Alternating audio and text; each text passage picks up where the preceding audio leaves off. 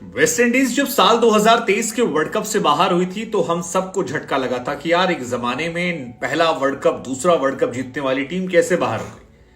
लेकिन क्या आप ये जानते हैं कि इंडिया से हारी हुई इंग्लैंड जो है ये भी चैंपियंस ट्रॉफी से बाहर हो सकती है?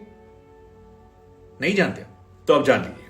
साल 2025 में पाकिस्तान में होने वाली चैंपियंस ट्रॉफी में पाकिस्तान तो क्वालिफाई कर गई क्योंकि पाकिस्तान एक ऑर्गेनाइजिंग टीम है जिसके यहां पर हो रहा है मैच, तो पाकिस्तान तो ऑटोमेटिक क्वालिफाई कर जाती है। लेकिन इसके अलावा इश्यू है और इंग्लैंड जो फिलहाल वर्ल्ड कप में 10th रैंक पर है पॉइंट्स टेबल में, वो इस टूर्नामेंट से बाहर हो सकती है क्योंकि एज पर नियम कायदा कानून केवल पाकिस्तान के अलावा 7 टीमें जो रहेंगी जो टेबल पॉइंटर्स में हैं वही जाने वाली हो। और इंग्लैंड ने अपने 6 मैच खेल लिए, 3 मैच बचे, इनमें से भी उनके मैच पाकिस्तान से हैं और भी 2 इंपॉर्टेंट मैचेस हैं, सो वहां पर उनके चांसेस कम हो जाते हैं। और अगर इन टीमों ने इन्हें पटक दिया और अगले तीनों मैच इंग्लैंड नहीं जीती तो ऐसा हो सकता है कि इंग्लैंड 2025 में जो चैंपियंस ट्रॉफी है वो ना खेले। अब इंग्लैंड की समस्या ये है कि उसके मैच जो है वो ऑस्ट्रेलिया से, और ऑस्ट्रेलिया जिस तरह की फॉर्म में है आप एक्सपेक्ट कर सकते हैं कि वो रौंद देगी पाकिस्तान।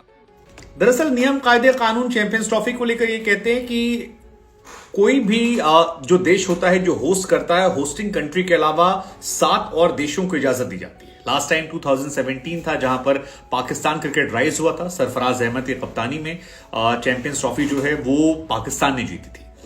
लेकिन इस बार कहानी थोड़ी अलग है। इस बार पाकिस्तान जो है वो खेल रहा है, वो तो क्वालिफाई कर गया, बाकी 7 टीमें जानी। अब अगर आप पॉइंट्स टेबल पर नजर डालोगे तो इंग्लैंड के 3 मुकाबले हैं, एक मुकाबला उसका ऑस्ट्रेलिया, एक पाकिस्तान, एक नीदरलैंड।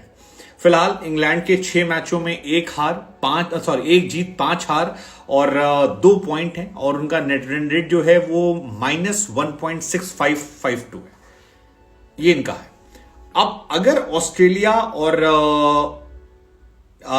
पाकिस्तान से वो नहीं जीतते हैं और केवल नीदरलैंड जीतते हैं, वहां भी पक्का नहीं, नीदरलैंड ने साउथ अफ्रीका को पटका है, नीदरलैंड बांग्लादेश को पटक चुकी है और नीदरलैंड अच्छा खेल रही है।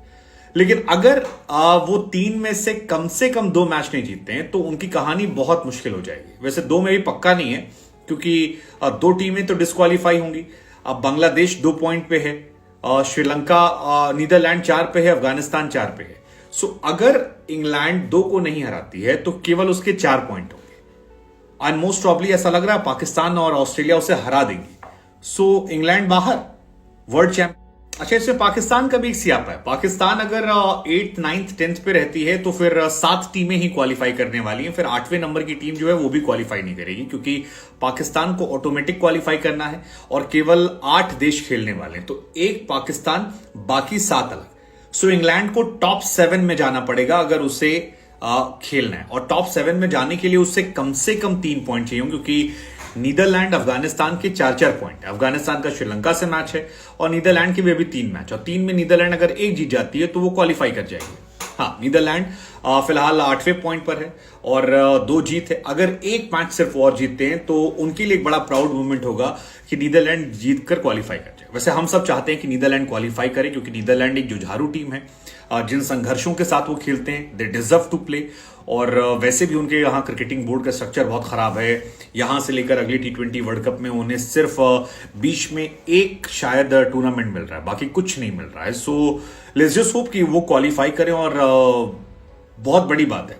लेकिन ऐसा भी हो सकता है कि बांग्लादेश जो है वो भी क्वालिफाई ना कर पाए क्योंकि बांग्लादेश भी 9th नंबर पर है और बांग्लादेश भी चैंपियंस लीग से बाहर हो सकती है। और अगर ऐसा होता है तो बांग्लादेश और इनके लिए बड़ी शर्मनाक बात होगी। हालांकि इतना आसान नहीं है, बांग्लादेश अभी 2 पॉइंट है, लेकिन बांग्लादेश को भी अगले 3 में से 2 मैचेस जीतने होंगे, तो बांग्लादेश और इंग्लैंड में कोई एक तो डिस्क्वालीफाई।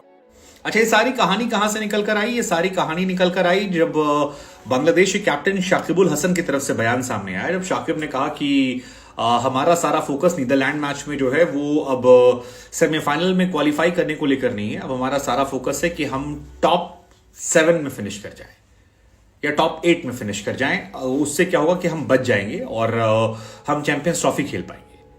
वहां से लोगों को डाउट हुआ, फिर आईसीसी से पता किया गया तो पता लगा कि 2021 में यह नियम बना दिया गया था कि वर्ल्ड कप में जो टीमें टॉप 8 रहेंगी यही चैंपियंस ट्रॉफी खेलने जाएंगी।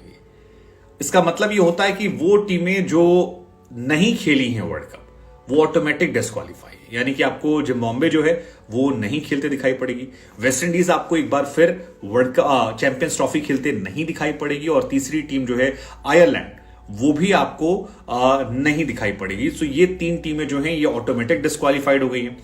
2025 और 2029 में चैंपियंस ट्रॉफी जो है उसमें 15-15 मैचेस होने वाले हैं, और अगर आप चैंपियंस ट्रॉफी के इतिहास की बात करेंगे तो 1998 में बांग्लादेश ने जीता था, जबरदस्त मैच था।